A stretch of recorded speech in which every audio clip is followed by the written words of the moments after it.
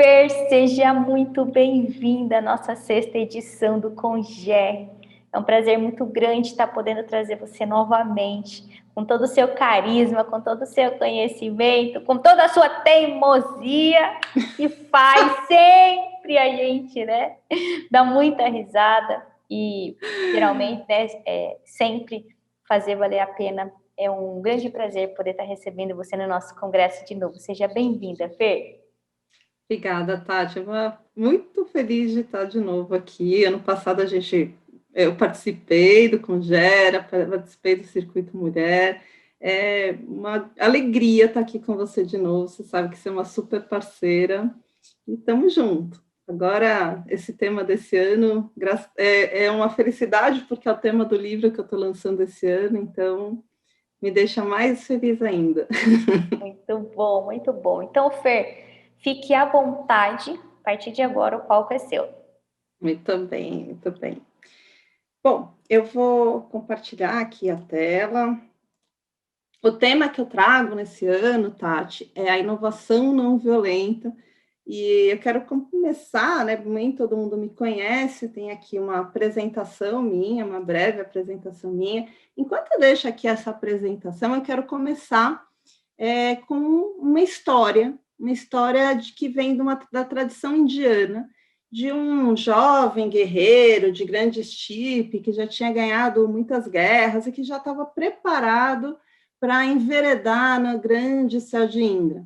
Esse guerreiro, ele foi convidado a seguir a trilha, o caminho, para chegar no portal de Indra. O portal de Indra, o céu de Indra, seria o grande paraíso, uma grande recompensa.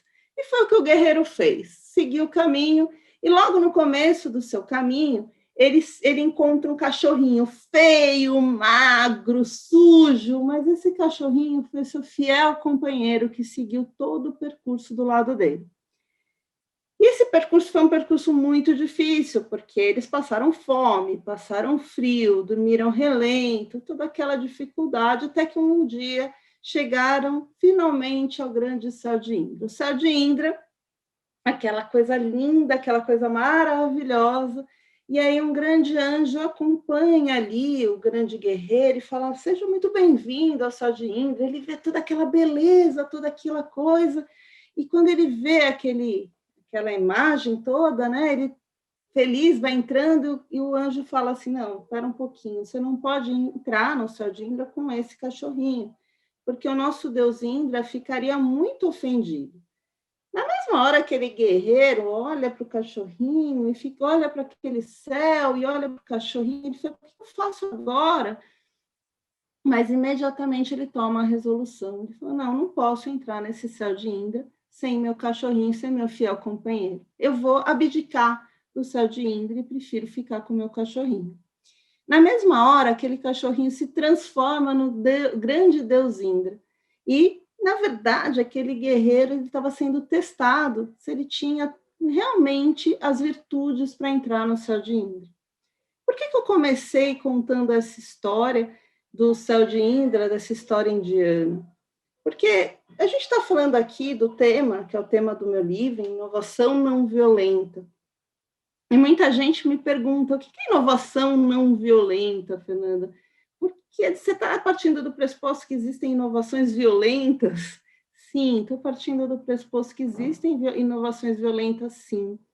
A inovação, vamos dizer metaforicamente, é a solução, uma nova ação, uma solução para os problemas que a gente quer encontrar, como se a gente quisesse chegar para esse grande céu de Indra, né? O grande paraíso. A gente quer encontrar soluções de problemas através das ideações, da inovação. Só que não pode acontecer a qualquer custo. Esse é o ponto, esse é o grande viés que existe na inovação e que eu trago aqui no meu livro e que eu vou trazer hoje nessa palestra. A gente não pode chegar nessa inovação a qualquer custo. A gente precisa chegar nessa inovação de uma forma em que a gente consiga, de fato, trazer algo que seja congruente, que a gente veja de uma maneira sistêmica, que a gente atenda de uma forma que seja bom para todo mundo, que não viole nenhuma parte. Aliás, se a gente entender o que é violência, violência é tudo que viola a vida. Se violar uma das partes de alguma maneira, a gente está cometendo uma violência. Então, inovar a qualquer custo não vale a pena. E como que a gente pode entender, então, essa inovação não violenta? Eu criei aqui um ciclo da transmutação circular, que é o grande resumo do que é o conceito da inovação não violenta, e no decorrer dessa palestra eu vou passar por esses 4 pontos para que vocês entendam um pouco mais deste conceito.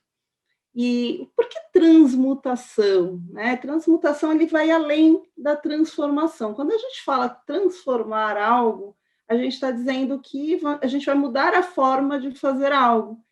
E quando a gente diz que vai transmutar, a gente está mudando, a gente está dizendo que vai mudar a essência de algo, ou seja, a gente vai aumentar a consciência, vai aumentar a percepção de uma maneira que a gente muda como essência. Então, aquilo não faz mais sentido. Quando a gente transforma, e aí eu vou dar um exemplo aqui para vocês, eu até estranho dar esse exemplo, porque já não combina mais comigo, porque eu já transmutei. Eu sou ex-fumante, apesar da maioria das pessoas que me conhecem sabem que não combina mais com o meu estilo de vida. Mas quem já fumou, quem já teve algum vício na vida, sabe o quanto é difícil a gente parar um vício. E quantas vezes eu tentava parar de fumar e o que acontecia? A gente até transforma. Tem fases da vida que a gente fala, vou transformar, vou mudar isso na minha vida. E o que a gente faz? A gente, eu vou tirar um pouquinho os slides, tá? A gente muda, a gente transforma, muda a forma de fazer aquilo. Então, por um tempo, eu parava de fumar, só que passava um tempo, uma primeira crise, por exemplo, que eu passava, eu voltava a fumar. Por quê? Porque você mudou a forma de fazer, mas numa primeira crise, numa primeira circunstância, você tende a voltar para aquela situação que você fazia. Quando você transmuta, que foi o que aconteceu comigo, quando eu engravidei a primeira vez, minha filha tem 12 anos hoje, eu já tenho outro filho de 7 anos, então faz 13 anos, na verdade ela vai fazer 13 anos, faz 14 anos que eu parei de fumar, eu tomei uma consciência muito grande, porque na verdade ali estava grávida, eu falei, não vou fumar porque eu estou grávida, né? Pelo bem do nenê, não vou fumar. Só que quando eu tive a nenê, eu parei para tomar uma consciência que eu falei, bom, se eu fiz isso por outra pessoa, por que eu não faço isso por mim mesmo?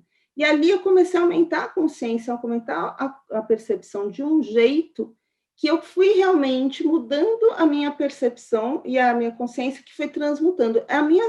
Eu fui mudando a forma de ver a vida e meu estilo de vida, a minha alimentação, passei a fazer mais exercícios, enfim, eu fui mudando tantas coisas que hoje, quando eu falo que eu sou ex-fumante, as pessoas não acreditam, porque a minha essência mudou absurdamente. Então, posso ter a crise que for, que eu não volto a fumar. É isso que eu chamo de transmutação, porque você mudou a essência, você já enxerga de outra forma. Por isso que quando eu falo do ciclo de transmutação circular, é que você levar as pessoas para um nível de consciência, tamanho, de percepção, tamanho, que elas realmente enxerguem de outra maneira. E o circular é que a gente começa a enxergar de uma maneira mais sistêmica, mais circular. Circular vem da economia circular, que a gente, enfim, né, a gente tem uma economia linear hoje, né, que a gente tem hoje a matéria-prima e que você vai usando e ali no final descarta, e na economia circular a gente tem um reaproveitamento, por isso que é circular. E aí a gente começa a pensar no circular em vários pontos, em várias circunstâncias, inclusive pensando nos recursos internos da empresa, enfim, eu vou trazer um pouco mais esses conceitos que eles vão entender melhor. Então, esse ciclo de transmutação circular é trazer mais consciência para que as pessoas entendam a inovação de uma forma que a gente aproveite melhor os recursos que a gente tem, que a gente realmente não viole tanto o nosso planeta, não viole tanto as pessoas que estão envolvidas na inovação, que a gente não viole nenhum processo, enfim, que a gente faça algo que seja mais adequado. Eu vou voltar aqui para o processo, para que a gente possa enxergar, que vocês enxerguem junto comigo. E aí pense o seguinte, né? Como que a gente faz este processo? A primeira etapa, a inovação, essa inovação, ela começa de dentro para fora. Por isso que eu chamo, inclusive no Círculo Mulher, né, a gente trabalhou, eu trabalhei uma palestra que eu falei dessa inovação do ser. O primeiro processo que a gente trabalha nessa inovação não violenta é essa nossa inovação do ser, eu trabalhar comigo mesmo. Essa inovação, ela começa de dentro para fora, porque eu preciso reavaliar coisas que me limitam. Então, quando a gente fala da inovação do ser, a primeira coisa que eu preciso pensar e trabalhar é a autoempatia. Na autoempatia, eu vou rever, por exemplo, algumas coisas que me levam a agir como eu ajo, alguns automatismos. E automatismos, inevitavelmente, a gente vai se deparar com paradigmas, com formatos e crenças que a gente foi criado. Nós somos criados de uma maneira que a gente é tão formatado, mas tão formatado, que a gente nem percebe que a gente age de uma forma automatizada. E isso nos limita na inovação. A gente passa a enxergar um mundo limitado. Alguém que quer inovar, alguém que quer trazer novas ações, precisa sair dos seus preconceitos, precisa sair das suas preconcepções. Então, a gente precisa enxergar esses vieses inconscientes, a gente precisa enxergar esses paradigmas. Mas, mais que isso, a gente precisa trabalhar o nosso grande propósito. Eu preciso ver sentido naquilo que eu falo, naquilo que eu faço. Porque, veja, quando eu faço algo para alguém, né, e aí tem porque o propósito é fazer algo para alguém. Se a gente pegar a base do propósito, a base do Ikigai, por exemplo, a gente vai ver que a gente trabalha não só para a gente, mas para alguém. E desse propósito, a gente trabalha uma visão de futuro. E essa visão de futuro me leva a uma atitude. E dessa atitude, a gente gera comportamentos e hábitos diferenciados que geram essa transmutação. Essa é a primeira etapa da inovação do ser. A gente vai para uma segunda etapa. Depois que eu trabalho eu comigo mesmo, eu tenho uma segunda etapa, que é eu com as outras pessoas que estão ao meu redor. E aí, depois dessa primeira etapa, que é um desenvolvimento humano, a gente vai para esse desenvolvimento social. Eu chamo de comunicação sistêmica, mas aqui, na verdade, eu somo a metodologia da comunicação não violenta, daí que vem o nome da não violência, na inovação não violenta. Então, vem a comunicação não violenta, mais o pensamento sistêmico. Quando eu trabalho com o outro, nessa comunicação sistêmica, o que eu faço? Eu começo a trabalhar essencialmente, primeiro, a comunicação na inovação. Por quê? Porque a primeira coisa é entender o que aquela pessoa que eu quero atender, seja um cliente, ou seja uma comunidade, ou seja uma área dentro de uma empresa, ou que seja uma outra empresa, enfim, eu preciso entender a realidade daquelas pessoas na qual eu quero atender, na qual eu vou criar uma nova ação, uma inovação, e eu preciso compreender a fundo as suas necessidades não atendidas. Quando a gente fala de inovação não é só ter novas ideias. Inovação é também compreender as necessidades não atendidas dos nossos clientes, é compreender a fundo o que realmente eles precisam. E aqui tem uma coisa muito interessante, porque às vezes a própria pessoa que nos demanda essa inovação não sabe o que ela precisa. Isso que é interessante, porque essa pessoa ela tem um sentimento, ela tem ali uma emoção, ela tem uma necessidade, mas ela nem ela mesma sabe o que ela precisa. Ela só sabe que ela tem uma dor, ela só sabe que ela tem uma situação que ela precisa mudar. Portanto, esse mergulho nos sentimentos dessas pessoas envolvidas e por trás desses sentimentos entender suas necessidades é extremamente importante para eu compreender o que de fato a pessoa precisa. A palavra-chave aqui é a empatia, trabalhar essa empatia. E aqui, não só eu vou trabalhar essa comunicação para entender o meu cliente, mas também para compreender, e o que eu chamo, que aqui eu vou já falar para vocês, na empatia circular, que a gente vai trabalhar a equipe também, mas eu já chego lá. Quando a gente trabalha essa comunicação e compreender o outro, a gente também vai começar a olhar de uma forma sistêmica. Eu vou começar a entender, dentro daquele contexto, daquele meio em que eu estou inserida, o que é realmente uma solução. É muito interessante, porque quando a gente fala de soluções, o que é solução para mim não é solução para o outro. Então, eu preciso realmente entender, naquele contexto, naquela comunidade, naquele grupo de pessoas, naquela cultura, o que realmente seria uma solução viável.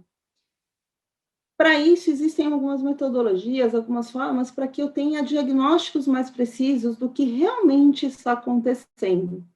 E aí, quando eu trabalho esse olhar sistêmico, é o que eu trouxe para vocês. Essa empatia, ela vai além de eu entender o cliente, mas também para eu capacitar de uma maneira que eu trabalhe os recursos que são os nossos talentos na empresa, o que eu chamo de empatia circular, que é potencializar os talentos dentro da minha empresa, ou dentro da minha equipe, vamos dizer assim.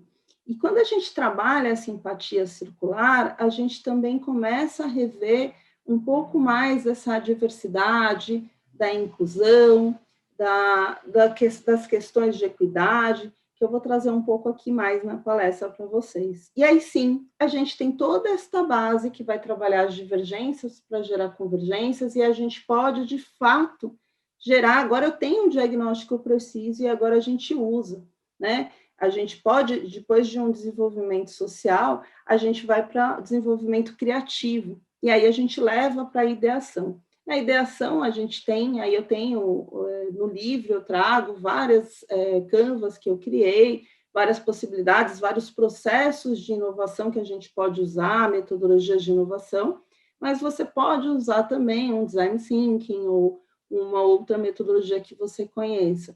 A questão é que a gente pode seguir aqui em alguma metodologia de ideação para encontrar uma solução viável para aquele problema que a gente diagnosticou.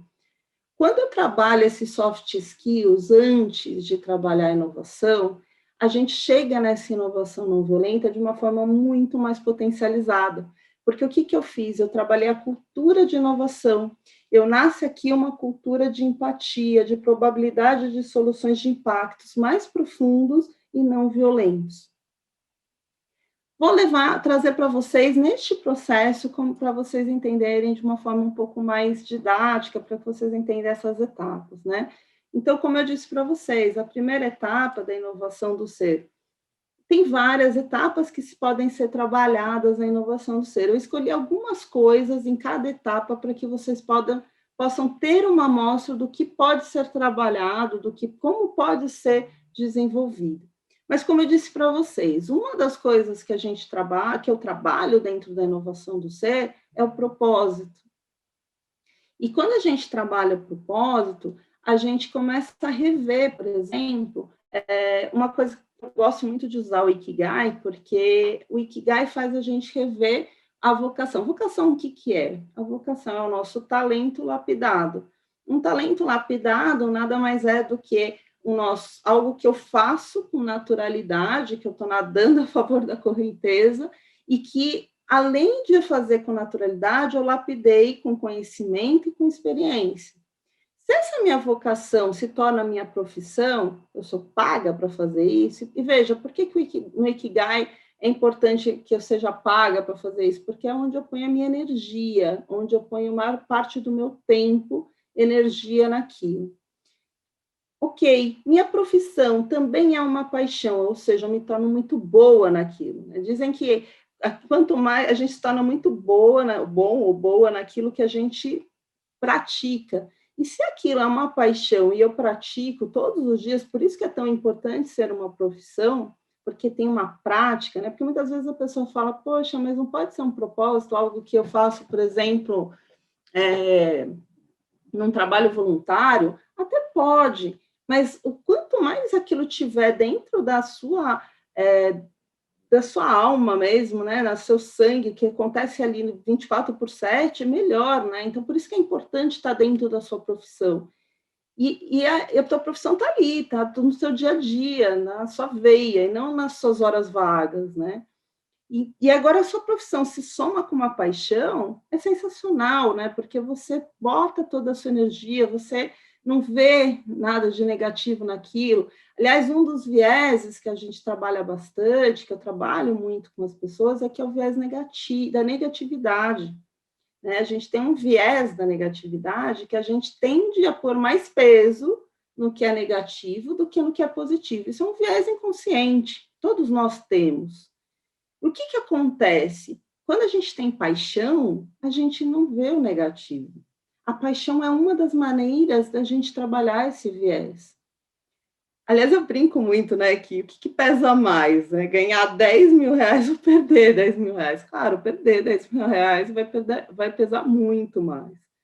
Então, qual é o grande problema do viés da negatividade? É que a gente enxerga os problemas de uma maneira tão negativa que a gente não tem a capacidade de ver soluções, de ver alternativas. Então, por isso que é tão importante esse propósito, porque essa paixão me faz ver.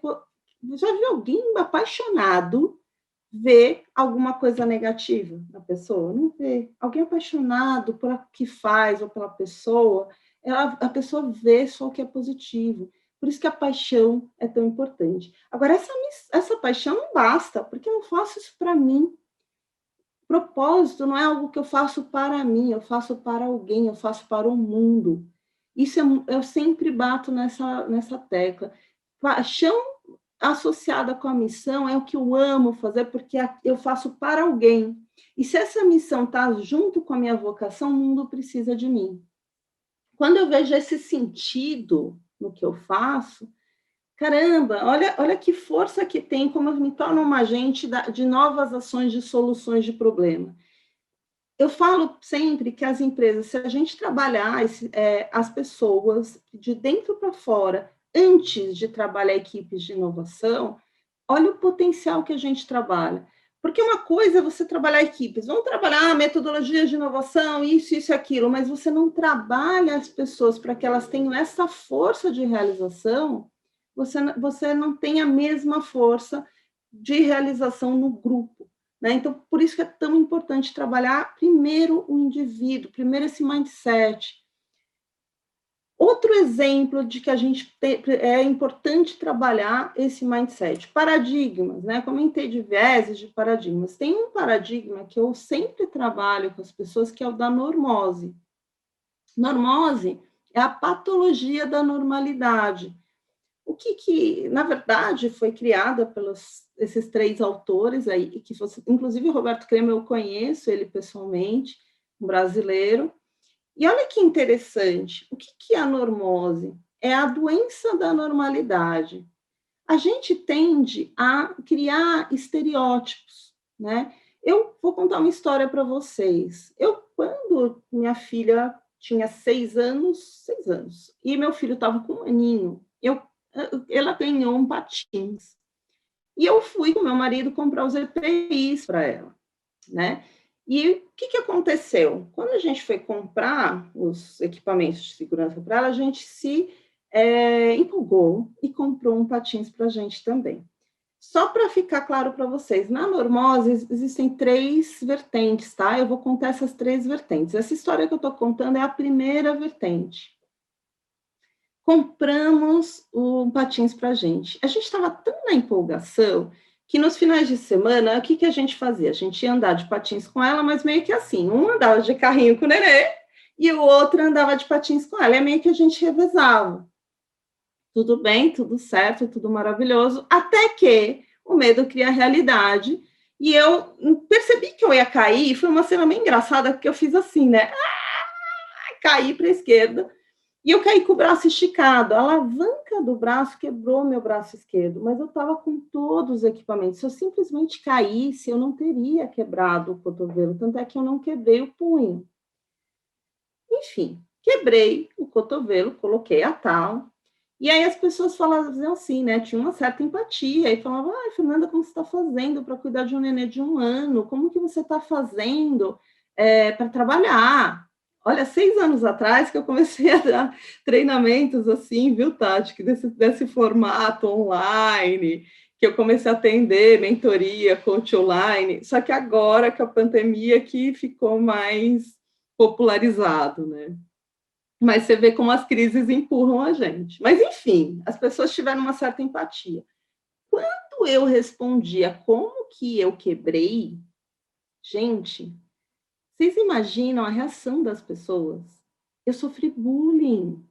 As pessoas começaram a olhar para mim e fazer assim, tipo, que ridículo, você não tem mais idade para isso.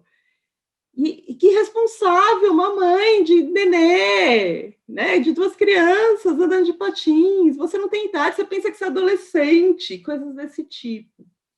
E aqui, gente, eu quero mostrar para vocês quanto isso tem a ver com a normose, porque é um estereótipo criado, porque eu fiquei realmente com vergonha ali. E quando as pessoas perguntavam para mim, eu comecei a omitir.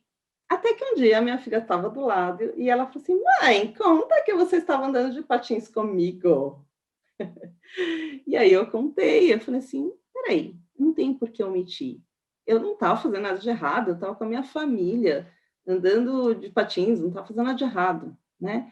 E aqui, gente, eu vou mostrar para vocês uma imagem, né, que esse senhor e essa menininha estava tendo aulas de patins, esse senhor, eu fui ter aulas de patins, tá? Só para vocês saberem. Depois de 50 sessões de fisioterapia, eu resolvi provar para mim mesma que eu era capaz de andar de patins. Eu precisava provar isso para mim, não era para os outros, era para mim. E eu realmente fui lá ter aulas, né? Então, ali no Ibirapuera, tem um pessoal que dá aula e tal. E esse senhor não estava tendo aula, ele sempre anda lá.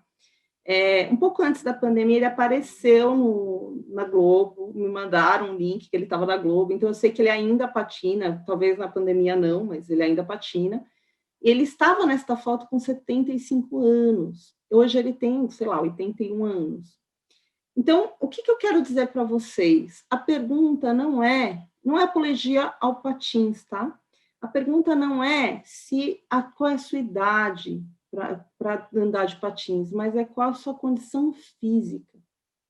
O problema da normose é que a primeira vertente da normose, que nos limita na inovação, é que a gente cria estereótipos. A gente imagina alguém de 75 a 80 anos como?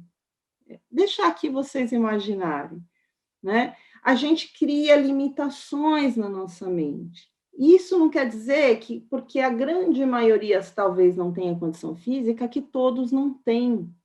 Este senhor tem uma condição física melhor do que muita gente de 30.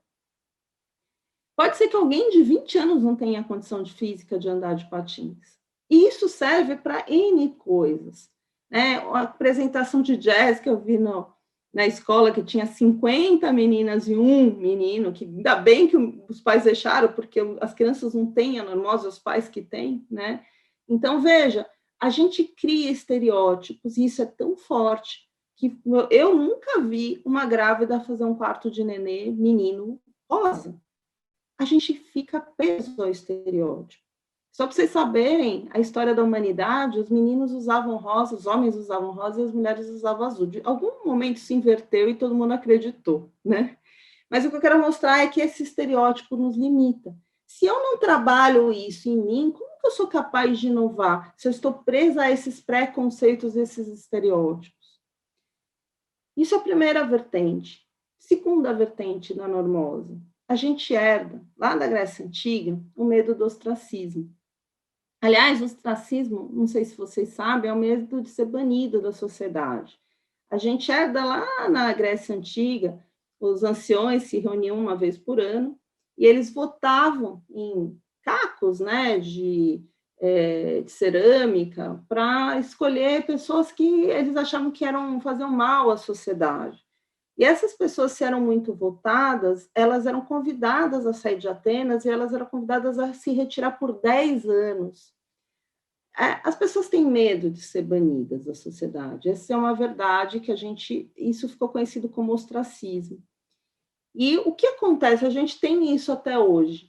E por medo de ser banida, a gente acaba aceitando e fazendo coisas que a gente não concorda, que é contra nossos valores. Um exemplo disso.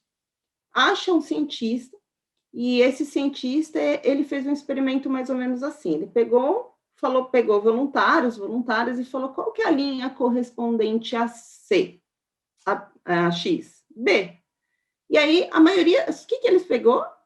Voluntários que, na verdade, eram um único voluntário, os outros eram atrizes e atores. E as atrizes e atores falavam todos C. Imagina a cena, você está lá, você fala B que é certo, e todo mundo fala errado. As pessoas ficavam atônitas, né? Por quê? O que está acontecendo? E várias perguntas subsequentes.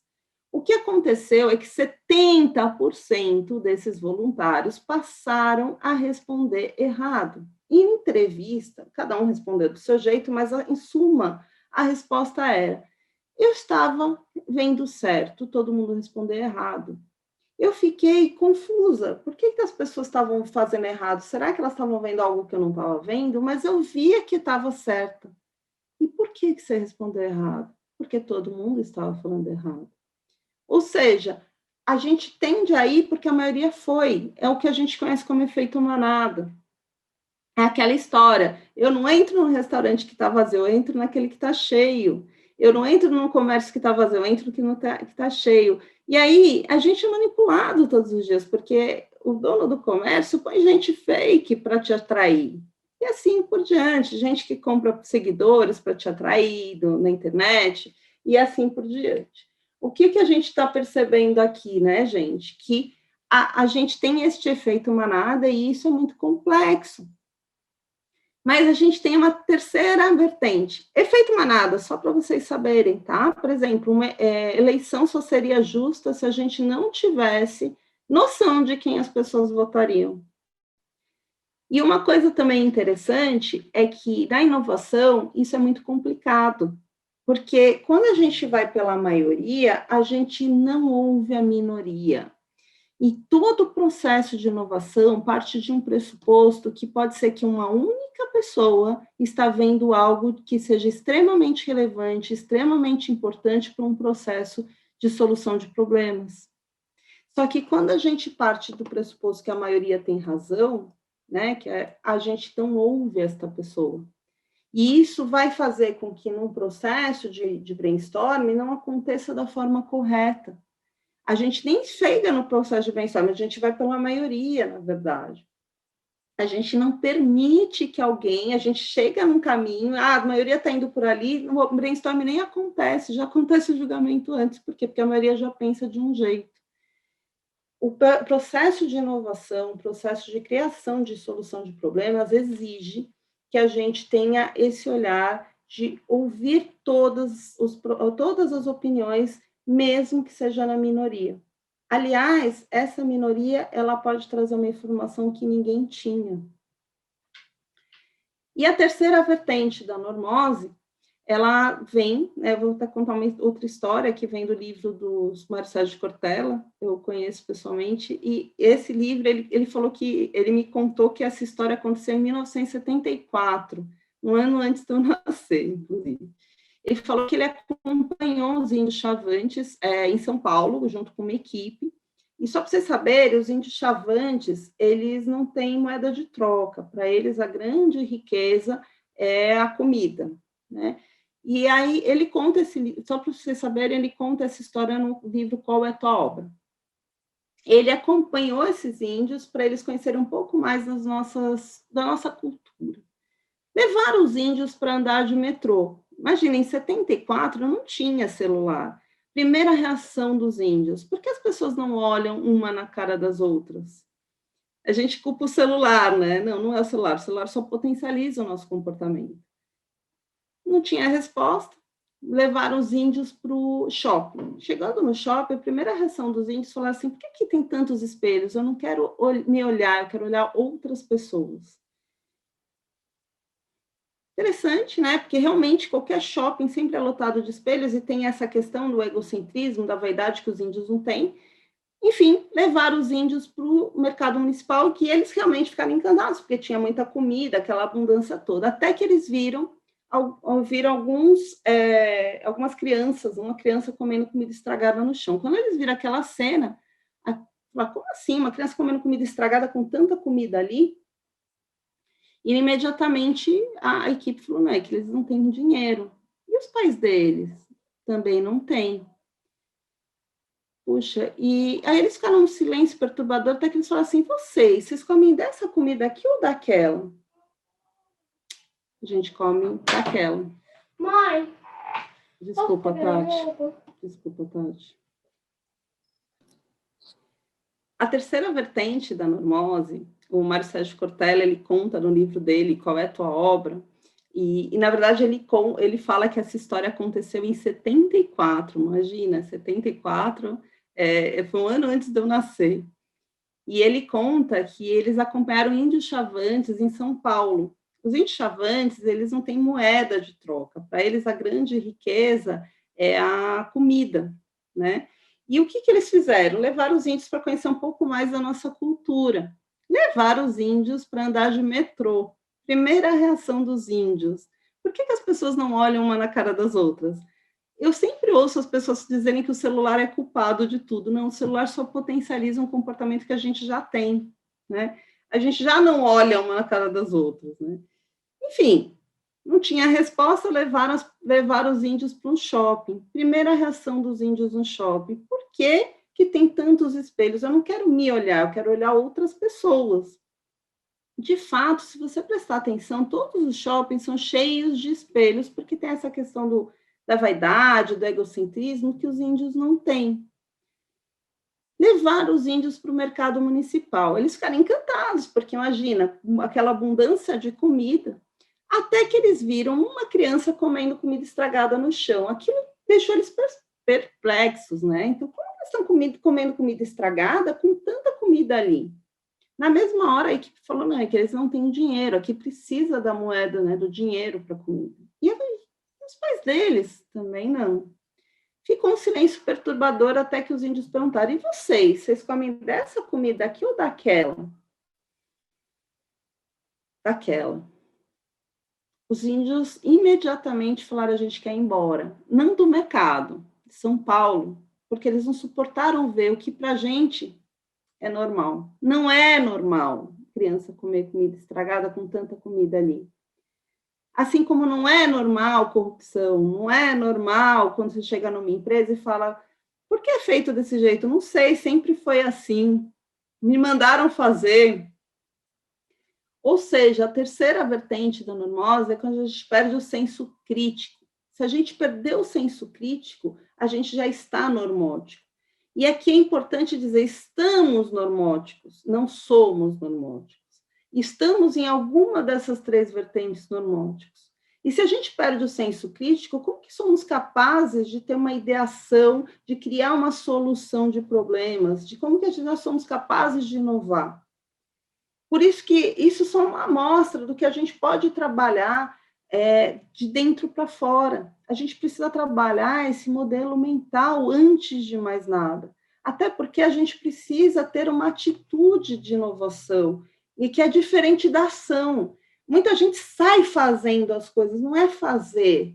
Ação é diferente de atitude. Atitude é uma ação direcionada, é uma ação mais estratégica. A gente precisa tratar esses modelos mentais para que gerem uma ação mais positiva, uma ação mais direcionada para a inovação.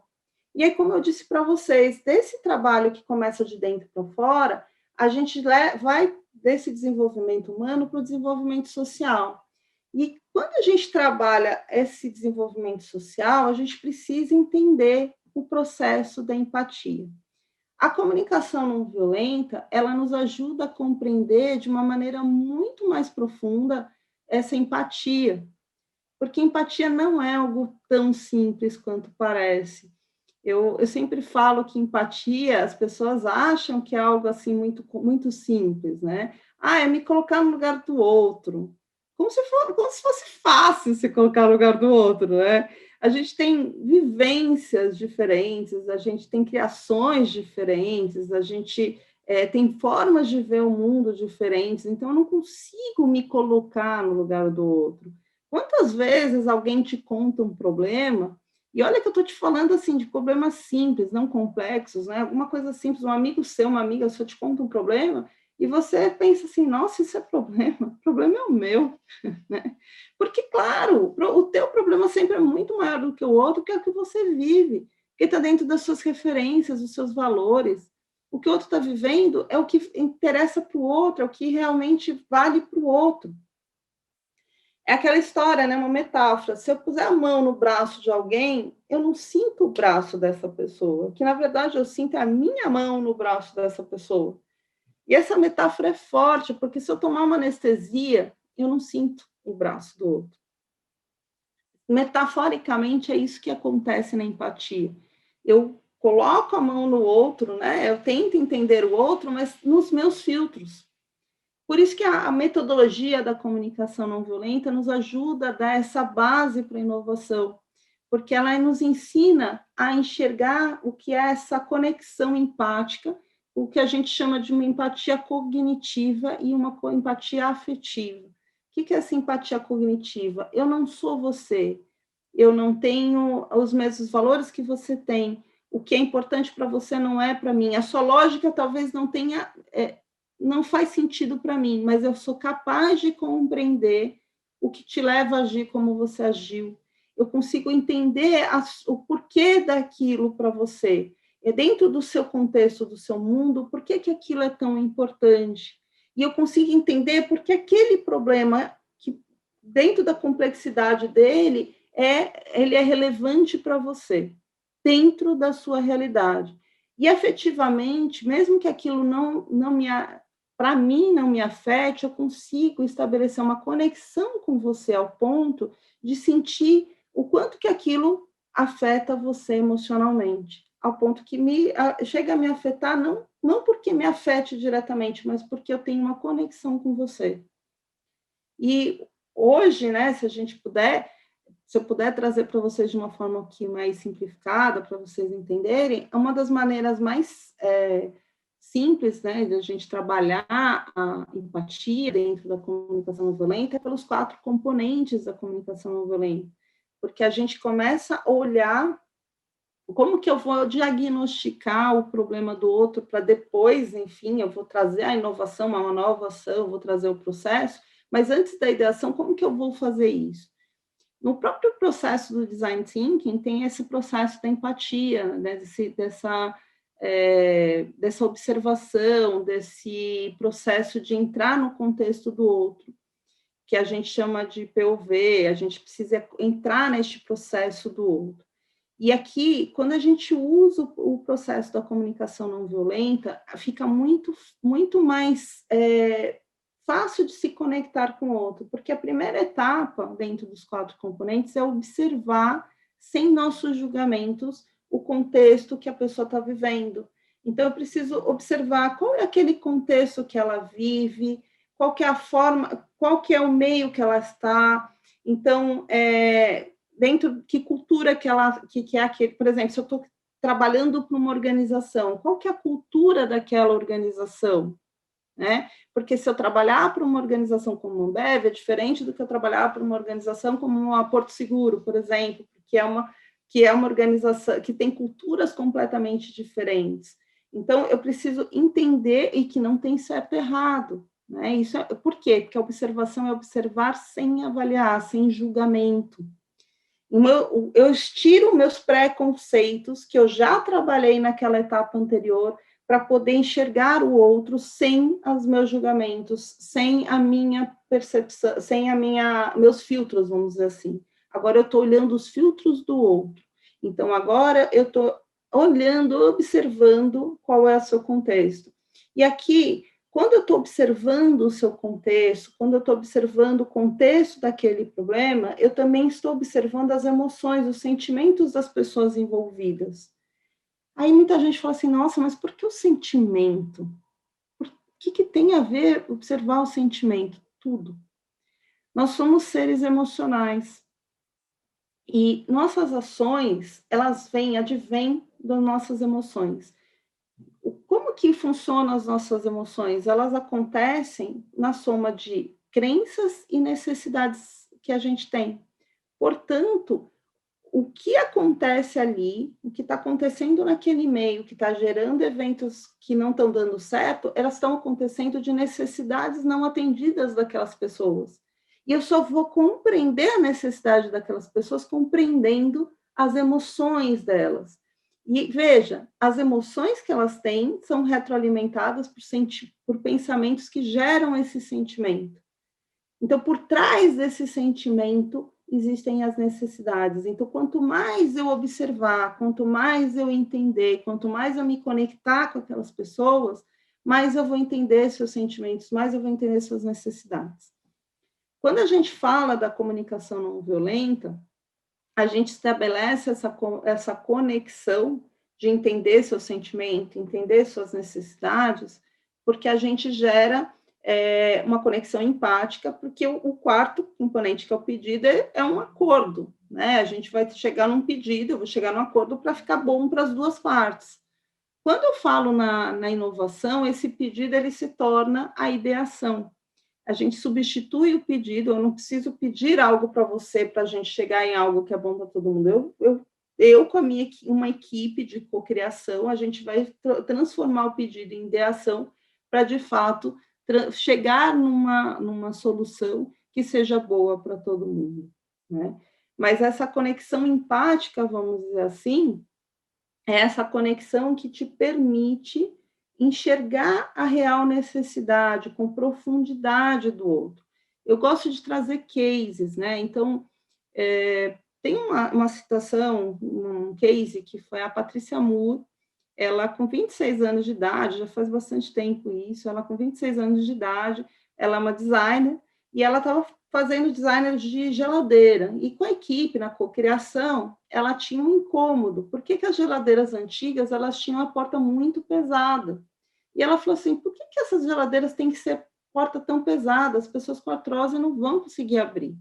E ela ouviu da equipe naquela época que não estavam fazendo designer para esse público, e aquilo incomodou ela. Ela saiu daquele projeto e resolveu ter empatia com este público. E naquela ocasião, ela saiu nas ruas, vestida como uma pessoa de idade, mas olha que interessante, ela se maquiava como uma pessoa de idade, se vestia como uma pessoa de idade, mas ela queria sentir as dores de uma pessoa de idade. Ela punha óculos para turvar a visão, ela punha o aparelho no ouvido para dificultar a audição, ela apertava o sapato para dificultar para ela andar, ela amarrava o corpo para ficar corcunda, ela fazia N situações para andar nas ruas e sentir o que uma pessoa idosa sentia, quais eram as suas dores, ela queria se conectar com o sentimento dessas pessoas. Então, ela passou por várias situações por 2 anos, e aí ela se estabelecendo, ela se conectando com o sentimento dessas pessoas, porque ela sentia o que essas pessoas estavam sentindo, ela percebeu as necessidades não atendidas. E aí, sim, ela partiu para a ideação, criou vários produtos destinados a esse público e ganhou um prêmio. Recentemente, o MIT criou uma roupa que acredito que inspirado na Patrícia Moore, que você põe a roupa e ia sentindo todas as dores de uma pessoa idosa. É uma das maneiras. Claro, eu não estou falando que você precisa viver a vida de outra pessoa por 2 anos, mas você pode se submeter a se realmente se conectar com o outro. Eu gosto muito de fazer uma metáfora, que é um exercício, em que eu peço para as pessoas fazerem um desenho. E quando eu falo para as pessoas fazerem um desenho, eu falo assim, desenha, pensa numa pessoa que você ama muito. Se você quiser fazer, fique aqui à vontade. E aí a pessoa para pensar numa pessoa que ela ama muito e desenha. E aí, logo em seguida, eu falo, olha para uma pessoa que está aqui do seu lado e desenha agora essa pessoa. E aí, o que acontece? Né? Normalmente, esse primeiro desenho, ele é feito de memória.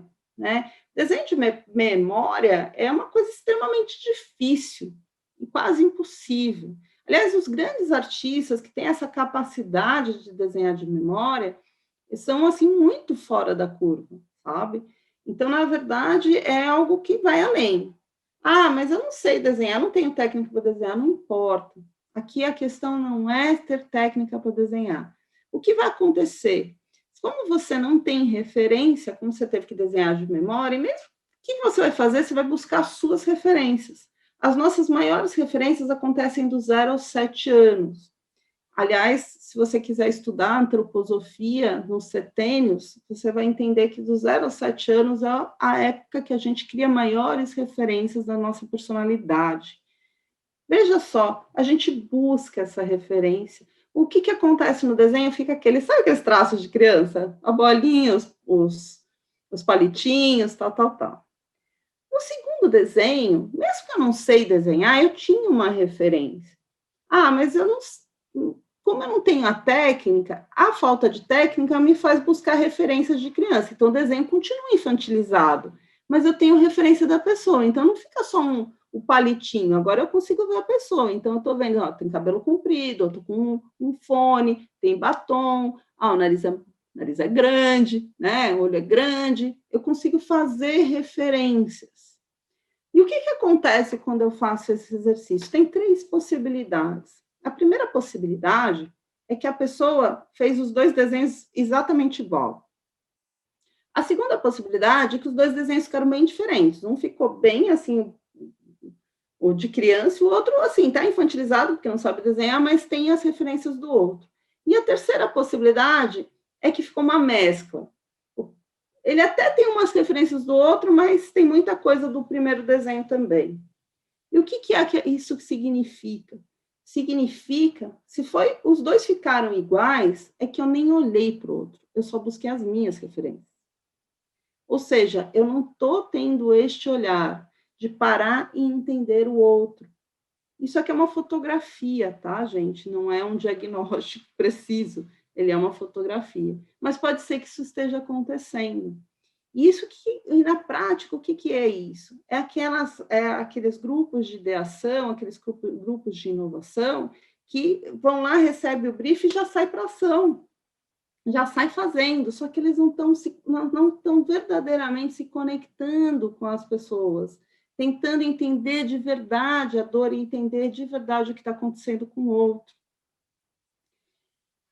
A segunda possibilidade, os 2 ficaram bem diferentes, show de bola. Sinal de que eu tenho as minhas referências aqui bem estipuladas, mas agora eu estou parando e olhando o outro. No segundo desenho, eu demorei bem mais que o primeiro, porque eu fiquei olhando o outro, fiquei prestando atenção no outro para pôr as informações aqui. Agora, isso é um ótimo sinal que eu estou realmente olhando para o outro. Agora, o terceiro é bem perigoso, porque o terceiro, eu fiz as minhas referências e olhei para o outro. E eu me iludi que eu estou tendo empatia, que eu estou olhando para o outro. Só que na prática eu não estou. Porque na prática eu olhei para o outro, mas eu fui lá e saí na ação, e no meio da minha ação eu fui buscando as minhas referências. Por quê? Porque a empatia não é olhar e sair fazendo, é olhar o tempo inteiro, o processo inteiro.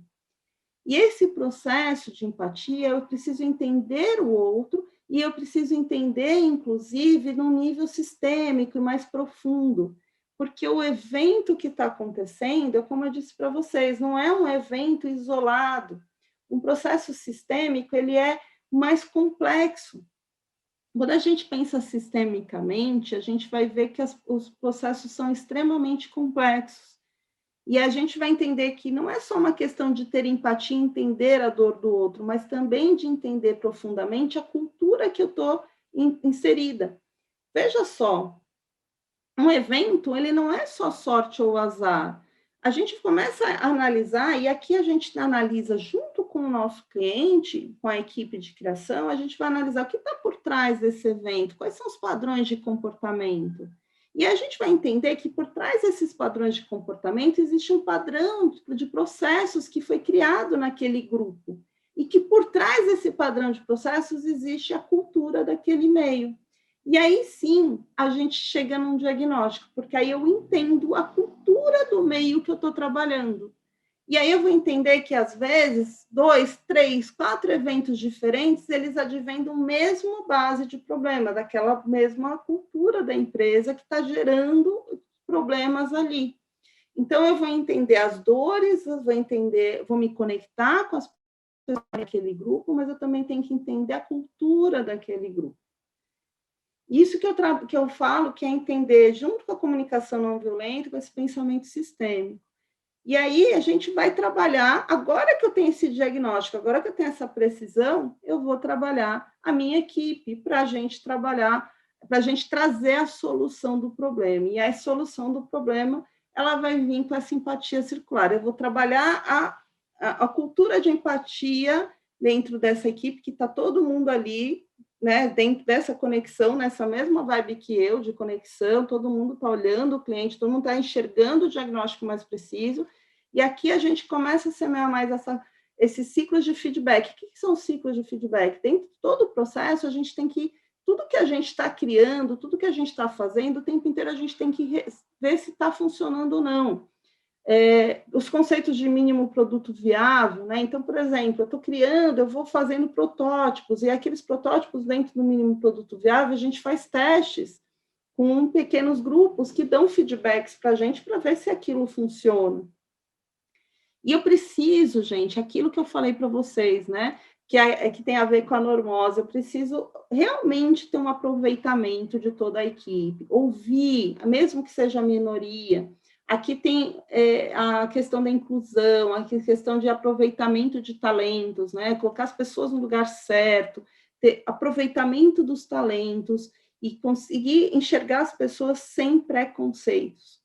Eu gosto muito, muito do conceito de equidade, né? Quando a gente fala de trabalhar equipes, dar para todo mundo condições de que todo mundo chegue no mesmo patamar, mas não é trabalhar de tratar todos com igualdade. Acho que isso é um ponto muito importante. Isso eu falo também como mãe. A gente não deve tratar nossos filhos por igual, a gente tem que dar o que cada um precisa para que todos tenham a mesma condição de chegar no ponto, enfim, né, de chegar ao topo, ao sucesso, que também é subjetivo, né, que o que é sucesso para cada um é muito importante. Mas, enfim, a gente vai também semeando. Isso também traz para a gente um pouco mais dessa cultura de liderança, de enxergar os talentos, de conseguir entender como que eu consigo extrair o melhor de cada um dentro da equipe, como que eu consigo trazer subsídios para cada um dentro do que cada um precisa, para que a gente consiga ter uma equipe que potencialize o resultado. Porque aí sim a gente vai para o processo da inovação não violenta, que é o que eu falei para vocês, quando a gente trabalha essa observação, sentimento e necessidade, o pedido vira ideação. E aí a gente vai para o projeto, né? A gente pode trabalhar isso com Canvas, que eu tenho N Canvas que eu trabalho, pode trabalhar com Design Thinking, aí a gente cria a ideação, e dessa ideação gera a experiência. Essa experiência vai fazer com que a gente consiga fazer protótipos, e do protótipo a gente gera novamente um processo de empatia. Por isso que eu falei que a empatia é constante. Eu não posso, que é a metáfora de eu olhei e sair fazendo, né? Eu olhei, mas o tempo inteiro eu volto, porque eu testo no protótipo, de novo eu tenho que receber os ciclos de feedback, eu tenho que ver simpaticamente aquilo realmente atende. Isso aqui é difícil, porque quando você faz todo esse processo, é difícil aceitar que, às vezes, a sua solução não é a melhor. E, às vezes, você põe ali no teu protótipo, você quer, a melhor coisa é implantar e acabou, resolvido. Não, às vezes você fez o protótipo, você entra no processo de empatia de novo e fala, não, ainda não é. E quando ainda não é, você vai ter que rever todo o processo. Qual que é a parte que a gente não acertou? Qual é a parte que não deu certo? Por isso que a empatia volta. Qual que é o momento que a gente ainda não conseguiu se conectar com o nosso cliente, que ainda faltou alguma coisa?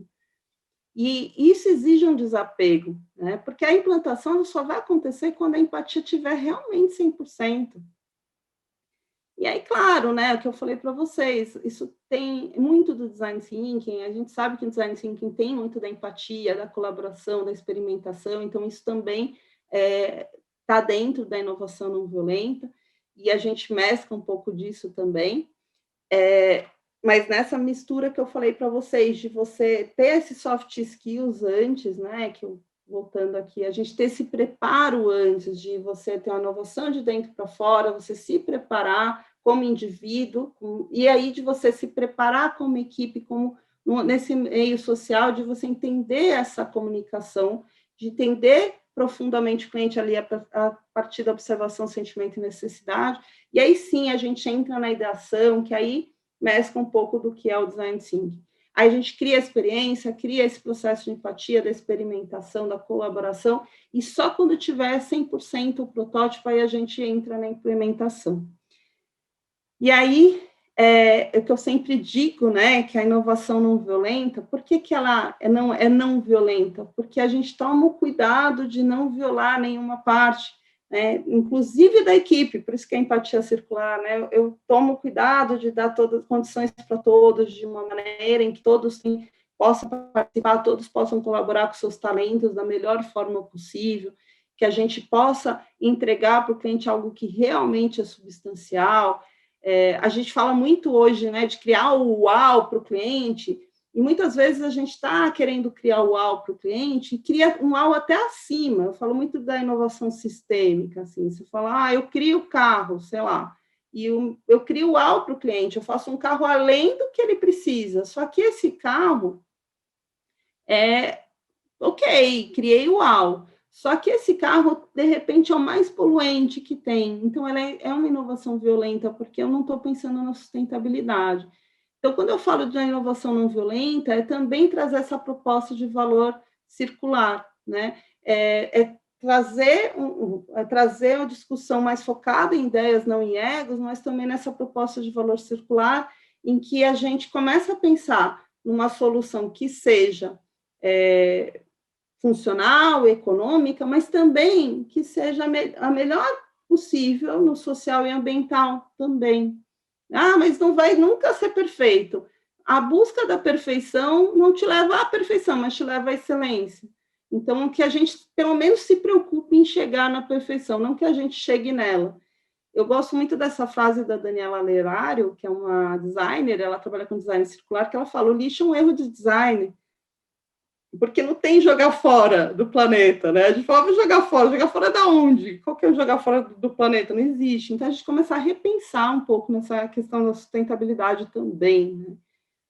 E, para a gente fechar, eu gostaria de trazer esse conceito japonês que eu acho incrível, eu acho muito bonito, que é o Kaiki Mankai. Eles falam que quando você tem algo que é muito... que você nunca imaginou que tinha dentro de você, e que aquilo nasce e aparece, que é transformador, quando vem o Kaika, nasce o Kaika dentro de você, ele é transformador. E para mim, a inovação não violenta é algo que veio, que nasceu e que foi transformador. E quando a gente converte ele em Mankai, é quando a gente dá o nosso melhor, é que quando a gente fala, eu vou dar tudo que eu tenho de mim para fazer aquilo ser o meu melhor. E foi o que eu fiz, eu converti em Mankai quando eu trabalhei aí 2, 3 anos nesse livro, nesses processos, nessa metodologia, para entregar o meu melhor. Espero de coração que essa metodologia, que esses processos do livro, dessa palestra, também inspire vocês para que vocês encontrem caicas em vocês que sejam transformadores e que vocês desejem do fundo do coração converter em Mankai, porque isso é a coisa mais deliciosa que existe no mundo. Aqui eu deixo meus contatos, fico super aberta para recebê-los, conversar com vocês, e muito grata, Paty, de estar aqui mais uma vez. Muito, muito obrigada. Esse livro vai ser um sucesso, um sucesso, eu tenho certeza absoluta. Que pena que até Não, ele já vai estar lançado até o Congé, né? Nós vamos ter 19 e 20? Já vai. Então legal. Que dia que vai ser o Congé? 19 e 20 de março, o evento presencial já vai ter lançado. E aí vai, porque o lançamento vai ser agora, 27 de janeiro. A gente está gravando essa palestra agora em janeiro, para vocês saberem. Vai ser dia 27 de janeiro o lançamento do livro, então já estaremos com o livro. Muito bom. Espero que a gente tenha lá alguns exemplares para a galera que pôde assistir a sua palestra. Podemos mandar, hein, Tati? Podemos. Vamos combinar. Eu te mando uns exemplares, sim. Vamos combinar. Vamos combinar. Muito obrigada, Fer, mais uma vez. Para você, nosso congressista, continua aí. Olha quanta coisa bacana acontecendo. Espero que a gente tenha oportunidade aí de se conhecer pessoalmente também, não só por detrás dessa telinha. Nós estamos aqui na torcida para que o evento presencial aconteça, mas se não acontecer, o evento ao vivo já está garantido. A gente mudou toda a estrutura do nosso evento para ter todo mundo com as caixinhas, com as câmeras abertas. A gente vai fazer muita bagunça, inclusive se o evento continuar sendo digital no formato ao vivo também. Essa trilha é a nossa trilha assíncrona, né? Então, a nossa trilha gravada para você poder assistir quando você tiver a disponibilidade, mas já marca, já risca a sua agenda aí, 19 e 20 de janeiro. Vamos estar juntinhos também, promovendo ainda mais conhecimento. Nos vemos na próxima palestra. Nos vemos. Obrigada, Tati.